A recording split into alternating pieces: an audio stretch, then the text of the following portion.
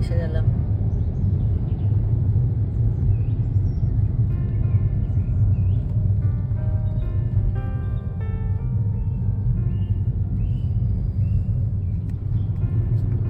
এটা হলো সাপুতারার লেক। উপরে রোপও আছে। হ্যাঁ, রোপওয়েও আছে, আর বোটিং হয় এখানে। ছোটবেলা করেছে বাবা। সিঁড়িতে এসে গেছিলাম, এখন পুজো টুজো হয়ে গেছে। এখন আমরা হোটেলে যাচ্ছি, আজকে রাতে থাকবো, কালকে পুনার জন্য বেরাবো।